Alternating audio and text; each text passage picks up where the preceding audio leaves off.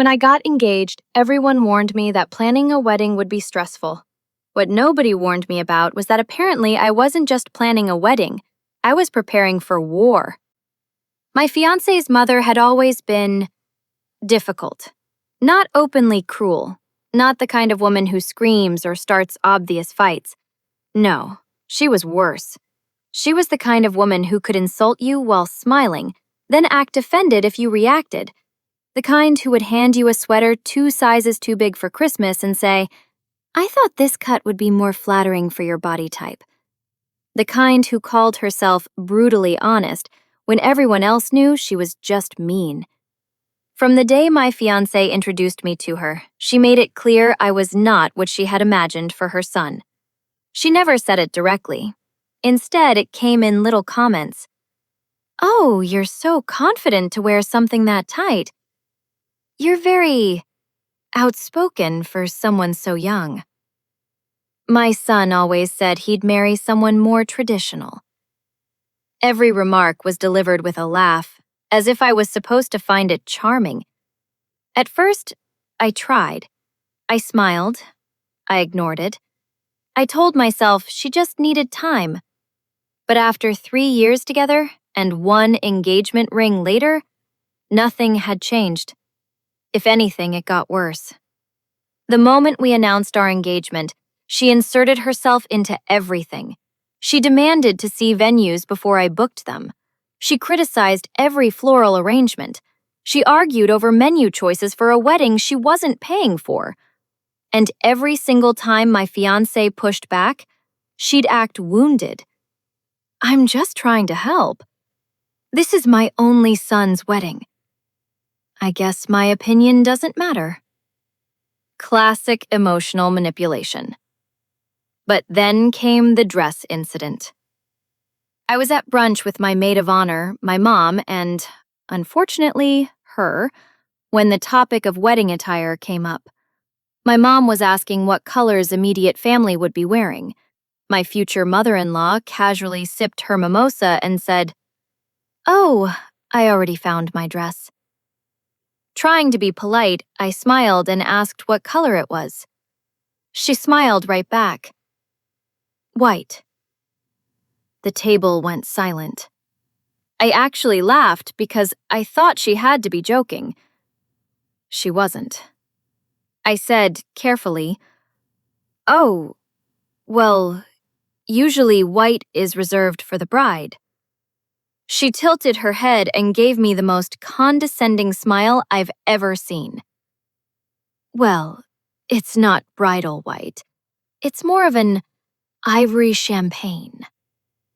My maid of honor muttered, "That's still white." And this woman, without missing a beat, said, "Well, if the bride is secure in her relationship, it shouldn't matter what anyone else wears." My jaw dropped. My mother literally set her fork down. I looked at my fiancé, expecting him to shut it down immediately. He did tell her it was inappropriate, but she waved him off. "Oh, please. People are too sensitive these days. It's just a dress." Just a dress. To wear white. To someone else's wedding. As the groom's mother. I told her directly that I was not comfortable with it. She stared me dead in the eye and said, "Well, buy me another one then." I wish I were joking. The brunch ended shortly after that, and I cried in the car on the way home, not because of the dress, but because I realized this woman genuinely wanted to compete with me at my own wedding. My fiancé apologized over and over. He promised he'd handle it. And to his credit, he called her that night and told her she needed to pick another dress. She refused. Flat out. She said I was being controlling. She said modern brides were obsessed with attention. She said if I was threatened by an older woman in white, that sounded like a personal insecurity issue. Then she hung up on him. For the next week, she ignored both of us. No calls, no texts, Nothing. Honestly, it was peaceful. Until one evening, my fiancé's cousin messaged me, and what she sent made my stomach drop. It was a screenshot from his mother's Facebook. A photo of her standing in a boutique dressing room, wearing the dress. The white dress. And the caption said, "Found the perfect gown for my son's wedding. Some people may not like it, but I know I'll look stunning." The comments were full of her friends hyping her up. "Wear what you want. She's just jealous. You'll outshine everyone." I sat there staring at my phone in disbelief, because in that moment, I realized something. She wasn't doing this because she liked the dress. She was doing it because she wanted a reaction. She wanted attention. She wanted drama. And if she wanted to make my wedding into a competition, fine. I decided right then that if she insisted on wearing white to my wedding, I was going to make sure she regretted it. But not by arguing, not by begging, not by causing a scene. No. I came up with a plan so petty, my maid of honor laughed for 5 straight minutes when I told her. And when my fiancé heard it, even he said, "Okay, that's actually genius." My plan started with one simple observation. My future mother-in-law didn't just want to wear white. She wanted attention. She wanted everyone staring when she walked in. So I thought, what happens when everyone is wearing white? That night, I called my wedding planner. How hard would it be to ask every female guest to wear white, cream, ivory, or champagne? There was silence. Then she laughed so hard she had to mute herself. My fiancé nearly fell off the couch when I explained. Because instead of his mother making some grand entrance in white, she'd blend in with half the room. No spotlight, no drama, no chance of standing out. Just another guest in white. The best part? No one could accuse me of targeting her. It would simply look like a stylish, aesthetic choice. So we updated the dress code, sent out a notice to guests. We've decided on an all-white, neutral, formal palette for guests to create a timeless wedding aesthetic. Ladies are encouraged to wear white, cream, beige, champagne, or soft neutrals. People loved it. They said it sounded elegant, unique, beautiful. 3 hours later, my phone rang. Her. The second I answered, she snapped, "You changed the dress code because of me." I kept my voice sweet. "Oh no, we just loved the aesthetic. Why, does that bother you?" Silence. Then, "You're childish." I smiled. "I'm sorry you feel that way." She hung up. For the next month, she obsessed over proving the dress code was about her. She asked relatives. She questioned my fiancé. She even claimed she had inspired the wedding theme. Then, 2 weeks before the wedding, she escalated. My maid of honor called me and said, "Your future mother-in-law posted another dress." I checked immediately, and there she was, still in white. But now it was worse, much worse. Because this wasn't just a dress anymore. It looked like a wedding gown. Floor length, lace sleeves, beaded bodice, tiny train. The caption read, "Since apparently everyone copied my first dress, I upgraded." My jaw dropped. My mother was furious. My maid of honor was screaming. Even my fiancé's aunt texted him, "Your mother has officially lost it." My fiancé called her immediately. The argument was brutal. She screamed that I was humiliating her, that I was turning the family against her, that we were bullying her. Then she said, "If she gets to be the bride, I get to be the mother of the groom. I deserve to look important too. My fiancé answered, "You can look important without dressing like you're marrying me." She burst into tears, hung up, then sent him a giant text about how disrespected she felt. We talked about uninviting her, seriously, but family begged us not to. She's still his mother. Don't make this worse. So against my better judgment, we let her come. The morning of the wedding, while I was getting ready, my phone buzzed. Message from my fiancé's cousin. She wore it. Attached was a photo. And there she stood, walking into the venue in the full white gown, hair styled, heavy makeup, jewelry sparkling, looking like she expected everyone to admire her. My bridesmaids were furious. My mother looked ready to throw hands. My maid of honor asked if she should accidentally spill wine. I said no, because if she wanted to embarrass herself, I would let her.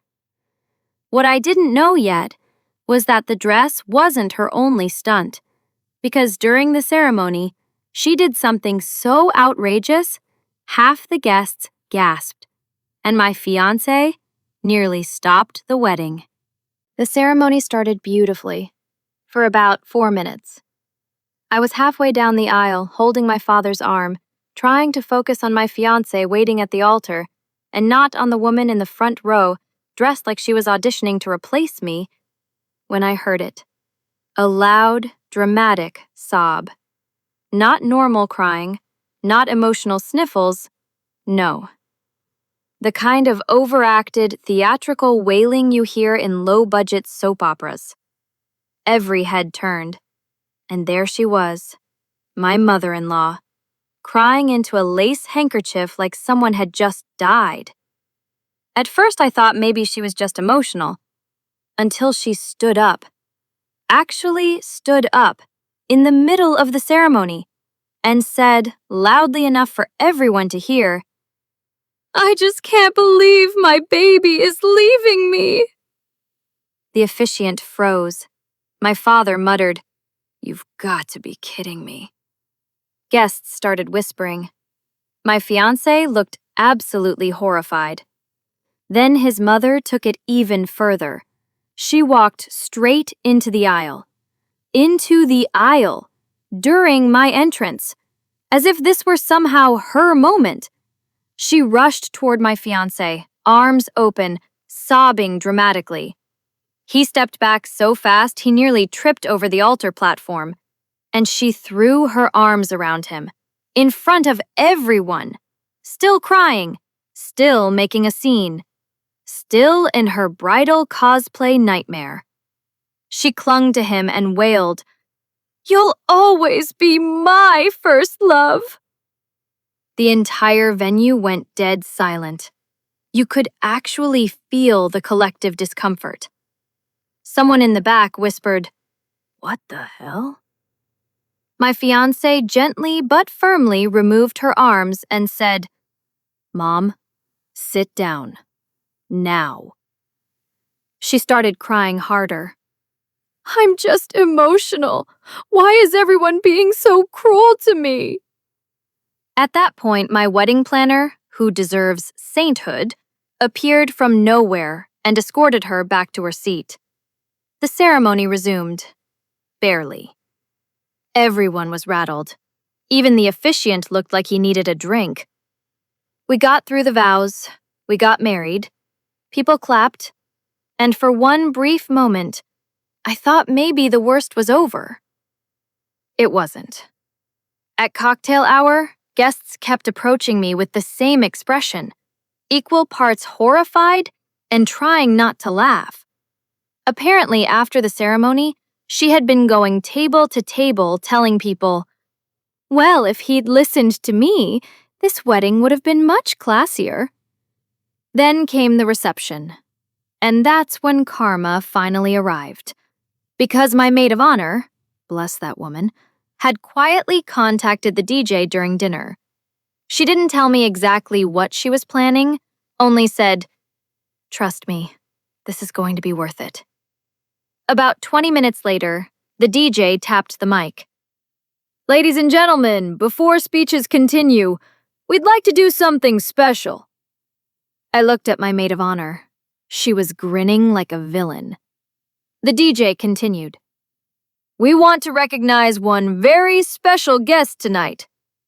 And then, a giant spotlight hit my mother-in-law. She looked delighted, actually delighted, like she thought this was a tribute. The DJ said, Let's all give a round of applause for tonight's most dedicated guest. Pause. The woman who loved the bride's dress code so much, she decided to come dressed as the bride herself. The room exploded. Laughter. Actual roaring laughter. People clapping. Some guests were bent over. Others were recording. Her face dropped instantly. Bright red. Pure rage. The DJ wasn't done. He added, Good thing the real bride still managed to outshine her. The applause got louder. My mother-in-law stood up so fast her chair tipped over. She screamed, This is humiliating! My maid of honor raised her champagne and shouted, Then stop dressing like the groom's jealous ex! The entire bridal party lost it. Even my grandmother laughed so hard she cried. My mother-in-law began shrieking. At me, at the DJ, at random guests. At one point she yelled, She planned this! She's been attacking me for months! And that's when one of my fiancé's older relatives calmly said, loud enough for the whole room, No, dear. You attacked yourself the second you put on that dress. The room went silent. Then several people nodded. She looked around, finally realizing no one was on her side. Not one person. And then she snapped. She grabbed her wine glass, turned toward me, and threw it. The second I saw the wine leave her hand, everything slowed down. People screamed. My bridesmaids jumped up. My mother lunged. But before the glass could hit me, my new husband stepped directly in front of me. The red wine splashed across his shirt, jacket, and face. The entire room froze. Dead silent. He stood there dripping wine in his wedding suit, staring at his mother in complete disbelief. She looked shocked too, like even she hadn't expected herself to go that far. Then my husband said, in the calmest voice I had ever heard, Get out. She blinked. What? He pointed toward the exit. Get out. She started crying immediately. It was an accident. No, it wasn't. Honey, please. Do not call me that right now.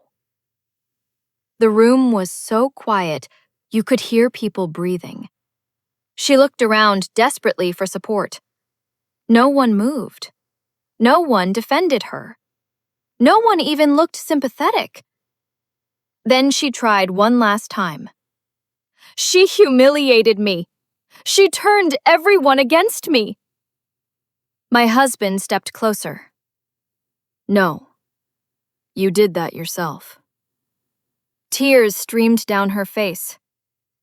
You're choosing her over your own mother?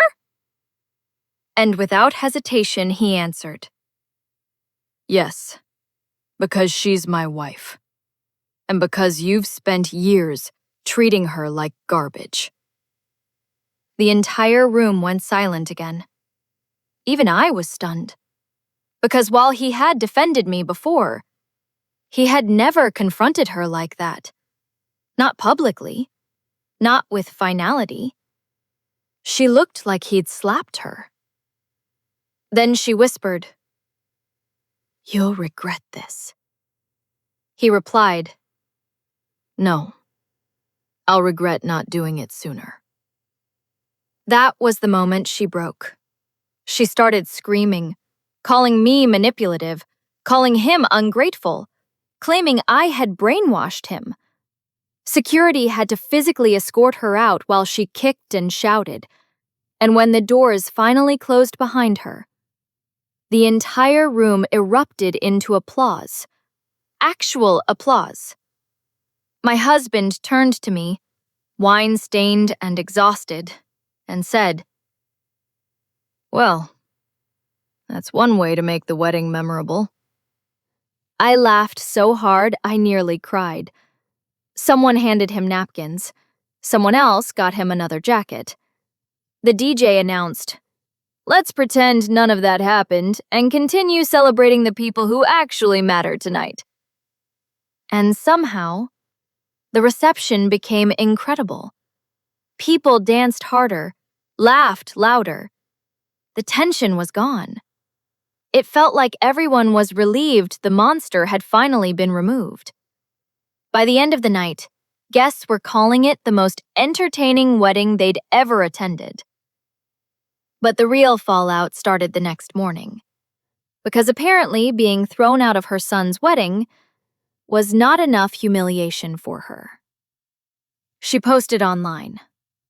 A lot. Long rants on Facebook, cryptic posts about evil daughters-in-law, claims that I had orchestrated a campaign to bully her, claims that my husband had abandoned his family, claims that the DJ had verbally assaulted her. She even posted a cropped photo of herself in the white dress and captioned it, "Some women are so insecure, they can't handle another woman looking beautiful." The internet did not respond the way she hoped, because several guests had already posted videos. Videos of the aisle interruption. Videos of her clinging to her son. Videos of the spotlight moment. And most importantly, video of her throwing the wine. The comments under her post were brutal. "Ma'am, are you okay? You wore white to your son's wedding? Why are you hugging him like that? This is emotional incest and deeply weird." She deleted the post within hours, then deactivated her Facebook entirely. For a few glorious weeks, we heard nothing. Silence. Peace. No texts, no calls, no drama. I thought maybe, just maybe, that would be the end of it. I was wrong, because 3 weeks later, a letter arrived at our house from an attorney. And what his mother tried to do next was somehow even more insane than the wedding. When I saw the envelope from a law office, I genuinely thought it had to be a mistake. Maybe junk mail. Maybe something for a neighbor. Because surely my husband's mother had not escalated our wedding drama into legal action. She had. Inside was a formal letter from her attorney demanding reimbursement for emotional distress, public humiliation, defamation of character, and intentional harassment. She was threatening to sue us for $50,000. I laughed so hard I couldn't breathe. My husband did not. He just stared at the letter with that 1,000-yard expression people get when they finally realize a family member may actually be insane. Her claim, according to the letter, was that we had deliberately orchestrated a campaign of humiliation designed to emotionally traumatize her in front of friends and family. She specifically cited the dress code change, the DJ announcement, the spotlight, her removal from the reception, and ongoing reputational damage due to defamatory recordings circulated online. Basically, she wanted money because people found out what she did. Our lawyer friend reviewed the letter and nearly spit out his coffee laughing. He said the case was nonsense, completely baseless, and would never survive in court. But he also warned us, people like this don't sue because they think they'll win. They sue because they want to scare you. And that was exactly what she was doing, trying to punish us for standing up to her, trying to force us back into submission. My husband's response was simple. He sent one text. If you proceed with this, do not expect to have a relationship with us again. Her answer came immediately. You're choosing that woman over blood. She has poisoned you against me. He blocked her, just like that. Phone, email, social media, everything. I did the same. And for the first time in years, we went fully no contact. It was glorious. No passive-aggressive comments, no manipulative guilt trips, no fake emergencies to get attention. Just peace. Months passed, then 6, then almost a full year. We started thinking maybe she had finally accepted reality. Then Thanksgiving happened. My husband's extended family hosted dinner at his aunt's house. We were told his mother would not be there, so we went. Huge mistake. Because halfway through dinner, the front door opened, and in walked his mother. Like some kind of horror movie villain. She had apparently begged his aunt for one chance to apologize. We should have left immediately. Instead, we stayed, because my husband wanted closure. His mother sat down at the table, crying instantly, saying she missed him, saying she had made mistakes, saying she wanted to heal. For one brief moment, I thought maybe she was sincere. Then she turned to me and said, I hope you can forgive me for how you misunderstood my intentions. There it was. Not an apology, a blame shift. Classic. My husband stood up. Say the truth, or we're leaving. She froze, then reluctantly said, Fine. I may have overreacted. He stared, waiting. She added, And maybe the dress was a little inappropriate. The whole table groaned. Even his aunt looked embarrassed. Then she ruined whatever tiny chance she had left, because she looked me dead in the eye and said, But honestly, if you had just respected my place in his life, none of this would have happened. My husband slammed his hand on the table. Hard. The entire room jumped. Then he said words I will never forget. You do not have a place above my wife. You never will. She started sobbing. He didn't care. You treated my marriage like competition. You treated my wedding like your event. You embarrassed yourself and you blamed everyone else. She tried to interrupt. He kept going. If you ever disrespect my wife again, you will never hear from me for the rest of your life. And then she said the dumbest thing possible. She pointed at me and screamed, She stole you from me! Silence. Utter silence. Every person at that table looked horrified, because she had finally said out loud what everyone had suspected. My husband stared at her like he no longer recognized her. Then he quietly said, No. You lost me all by yourself. And we left. That was the last time he spoke to her, for over 2 years, until one random afternoon, she called from a number we didn't recognize. And what she said when he answered changed everything. My husband almost didn't answer the call. Normally, we ignored unknown numbers, but he had been expecting a call back from a contractor, so he picked up. The second he put it on speaker, we heard her voice. Soft, weak, crying. "Please don't hang up." He froze. I froze. She sounded completely different. Not dramatic, not angry, just broken. She told us she had been diagnosed with a serious illness, that she was in the hospital, that she didn't know how much time she had left, and that before anything happened to her, she needed to make things right. My husband sat there in stunned silence, because no matter how badly someone has hurt you, hearing they might be dying changes the emotional math instantly.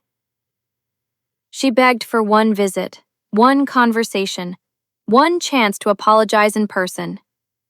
He looked at me. I could see the conflict all over his face. Anger, pain, hope. Because at the end of the day, that was still his mother. And some part of him still wanted her to become the person he'd needed all his life. So against every instinct I had, I told him if he needed closure, we could go. We visited the hospital the next day, and when we walked into her room, she looked awful. Pale, frailer than I'd ever seen her, hooked to monitors, crying the second she saw him. My husband immediately softened. He sat beside her bed, took her hand, and she started apologizing. Real apologies, or what sounded like real apologies. She admitted she had been jealous, admitted she struggled sharing him, admitted she acted irrationally, even apologized to me directly. I was stunned, actually stunned, because for the first time, she seemed self-aware, human, vulnerable. My husband cried. She cried. I cried a little too, if I'm honest. We stayed for 2 hours, left feeling emotionally wrecked, but hopeful. Maybe this was it. Maybe facing mortality had changed her. Maybe she finally understood what she'd done. Over the next month, we visited several more times. Each visit was peaceful, warm, healing. She seemed gentler, kinder. My husband slowly reopened the door. He started texting her again, calling her, talking about the future. And then one night, after we got home from visiting, he said, "I think maybe we can move forward." I wanted to believe that. I really did. So I agreed. Then 3 weeks later, her nurse accidentally exposed everything. We had stopped by unexpectedly with flowers. A nurse entered while we were there, glanced at the chart, and casually said, "Oh, good! You're looking much better after that cosmetic procedure." The room went silent. My husband frowned. "What procedure?" The nurse blinked, then went pale. His mother panicked. "Wait!" Too late.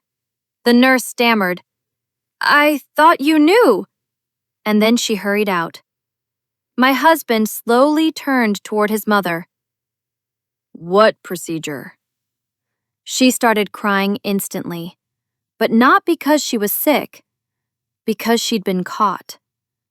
Turns out, she was never dying, never terminal, never critically ill. She had undergone elective surgery, a completely non-life-threatening procedure. She had faked the entire illness, the hospital stay, the dramatic weakness, the tears, everything, just to manipulate her son into speaking to her again. I have never seen my husband's face go that empty. He stood up, didn't yell, didn't scream, just stared at her and said, "You made me think you were dying." She sobbed. "I didn't know what else to do." "You lied about dying." "I was desperate." "You weaponized death because I wouldn't forgive you." She reached for him. He stepped back. Then he said the coldest thing I've ever heard him say. "My mother died the day you chose manipulation over love." And he walked out. She screamed after him the whole way down the hall, begging, crying, promising she could change. He never looked back. I thought that was the final chapter. The end. Surely no one could come back from that. But then, 6 months later, she showed up at our house. Pregnant. Or at least, claiming to be. When I opened the front door and saw her standing there, I genuinely thought stress had finally broken my brain. Because not only was my mother-in-law on our porch after being cut off again, she was cradling what looked like a very pregnant stomach. I just stared. She stared back dramatically. Then she said, "We need to talk." I laughed, actually laughed, because at that point, what else was there to do? My husband came to the door, saw her, and physically froze. Then his eyes dropped to her stomach, and I watched the color drain from his face. She placed both hands over the bump and said, "You're going to have a sibling." Silence. Absolute silence. My husband's first words were, "You're 52. She snapped, "Women can have children later in life now." Now look, medically rare things happen, but this woman had lied about dying 3 months earlier, so no one was exactly inclined to take her word for it. My husband asked the obvious question, "Who is the father?" She got weirdly evasive, said it was someone private, said the details didn't matter, said what mattered was that family should reunite before the baby arrives. I could practically see the manipulation dripping off every word. My husband, to his credit, didn't take the bait. He simply said, "If this is another lie, don't ever contact us again." She swore it was real, swore she had proof, swore she would send ultrasound photos. Then she left. That night she texted him images, ultrasounds, pregnancy paperwork, doctor's notes. Everything looked convincing. And for one horrible second, we wondered if maybe she was telling the truth. But something about it felt off. Very off. The dates didn't line up. The paperwork looked oddly generic. And the ultrasound image? My friend, who works in radiology, took one glance and said, "Yeah, this is from Google." Turns out his mother had literally downloaded a stock ultrasound image from the internet. Same photo appeared on multiple medical websites. She had faked the pregnancy. Again. Completely. Psychotically. My husband was done. Beyond done. He texted her one final message. "Do not contact us again. Ever. If you come near our home or workplace, we will involve police." She responded with 23 missed calls, voicemails, paragraphs of rage, claims we were cruel, claims we wanted her dead, claims I had brainwashed her son. Then, silence. At first we thought maybe the threat had worked. Then weird things started happening. Packages we didn't order arriving at our house. Fake subscriptions signed up in our names. Pizza deliveries at midnight. Anonymous complaints filed against my husband at work. A false noise complaint from neighbors. Then someone made a fake social media account pretending to be me and started messaging family members insults. We had no proof it was her. But come on, who else would it be? The final straw came when our security camera caught her, standing outside our house at 2:14 a.m., just standing there, watching. My husband immediately called police. We filed for a restraining order, submitted everything: texts, voicemails, fake pregnancy evidence, hospital records, security footage, screenshots of harassment. And when the judge reviewed the file, he granted it almost instantly. She was ordered to stay away from us completely. No contact, no third-party contact, no proximity to our home or work. When she was served, she violated it within 48 hours. Because of course she did. She mailed my husband a handwritten letter, 32 pages, front and back, mostly ranting, mostly blaming me, mostly declaring herself the true victim. That violation got her arrested, only overnight, but still. Arrested. Her mugshot circulated through the family group chat within hours. My husband's cousin captioned it, "Guess she finally got the attention she wanted." And honestly, that should have been the end. But karma apparently wasn't finished with her yet, because while all this was happening, someone else in the family uncovered a secret she had hidden for decades. And when it came out, it destroyed what little reputation she had left. The family secret came out of my husband's grandmother's birthday dinner. Ironically, it happened because his mother wasn't there. With the restraining order in place, family gatherings had become peaceful for the first time in years. People relaxed more, talked more openly. And apparently, once she was no longer in the room controlling every conversation, stories started surfacing. It began when one of my husband's older cousins made an offhand comment. "You know, none of this surprises me. She's been doing insane things since high school." That got everyone's attention. My husband asked what she meant, and then the floodgates opened. One relative after another started sharing things they had apparently kept quiet about for decades. How she once faked an engagement ring to make an ex jealous. How she lied about being pregnant in college to stop a boyfriend from leaving.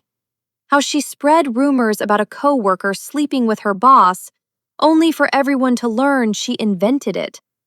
How she manipulated family members against each other for years. Then came the bombshell. My husband's aunt quietly admitted something no one had ever told him. His father had not abandoned the family, the way his mother always claimed. That was the story she told everyone. That his father ran off, chose another woman, and wanted nothing to do with his son. According to her, she was the tragic single mother abandoned by a cruel man. It was all a lie. His aunt explained that his father had actually fought for custody, repeatedly. He had tried to stay involved, tried to see his son, tried to co-parent. But his mother had sabotaged everything. Intercepted letters, blocked calls, moved without telling him, lied to my husband when he was little, told him his father didn't care. My husband just sat there staring in shock, because the man he had spent his whole life resenting might have never abandoned him at all. His aunt then handed him something she had kept for years, a box. Inside were old letters, dozens of them, birthday cards, Christmas cards, apology letters, court documents, proof his father had spent years trying to be in his life. My husband cried harder than I have ever seen. Not loud crying, just silent devastation. The kind that comes from realizing your childhood was built on lies. He spent the next week reading every letter, every court filing, every returned envelope marked undeliverable. And then he found his father, alive, living 2 states away. He reached out. They met a month later. And from what my husband later told me, His father cried the second he saw him. Apparently, the resemblance was immediate. They spent hours talking, comparing timelines, piecing together decades of manipulation. His father showed him more records, more proof, more attempts he had made. Every single thing matched. His mother had stolen their relationship, deliberately, for control, for attention, for possession. When word got back to extended family that the truth had come out, whatever support she still had evaporated, completely. People stopped defending her, stopped enabling her, stopped pretending she was just difficult. They finally saw what she really was. To this day, we haven't spoken to her, and we never will. Last we heard, she moved away after most of the family cut contact.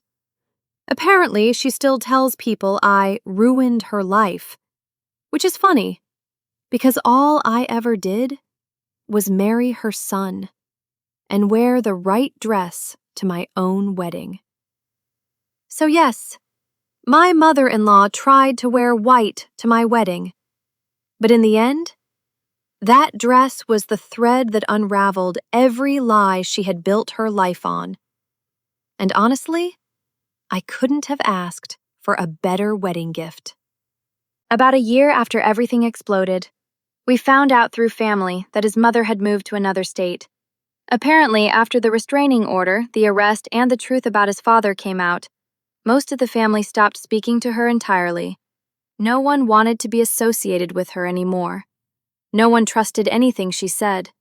And according to one cousin, she still insisted she had done nothing wrong. She blamed me. She blamed my husband. She blamed the family. She blamed her ex-husband. Basically everyone except herself. We didn't care. For the first time in years, our life was peaceful. My husband rebuilt his relationship with his father, slowly at first, then more naturally. It was awkward in the beginning. How could it not be? You can't recover decades overnight. But every holiday, every phone call, every visit helped. Eventually, they became close. Closer than either of them thought possible. Then came the moment that made everything worth it. 2 years after our wedding, we had our first child, a little girl. And when my husband held her for the first time, crying in that hospital room, he looked at me and said, "She will never grow up around manipulation like I did." And she won't, because some family traditions deserve to die. His father became the most devoted grandfather imaginable, absolutely obsessed with her, spoiling her constantly, making up for lost time in every way he could. And every time I watched them together, I thought about how close his mother came to stealing that too. But she didn't. Because eventually the truth catches up to people. Sometimes not immediately. Sometimes not in the way you expect. But it catches them. As for the infamous wedding dress, my maid of honor secretly bought it from the boutique after the wedding. Apparently, the store owner knew exactly who she was and gave her a discount after hearing the story. She had the dress framed. Yes, framed. Then gave it to us as an anniversary gift. It now hangs in our guest room. Like cursed artwork. A monument to audacity. Whenever new friends visit and ask why we have a wedding gown in a frame, we pour drinks and tell the story. And every single time, by the end, people are crying laughing. So in a weird way, my mother-in-law did get what she wanted. She became the center of attention. Just not for the reasons she imagined. And if she somehow ever hears this story being told, I hope she knows one thing. She didn't lose her son because of me. She lost him because she treated love like ownership. And in trying to ruin our wedding, she ruined herself instead. Honestly, that's the kind of ending you can't plan. But I'll gladly take it.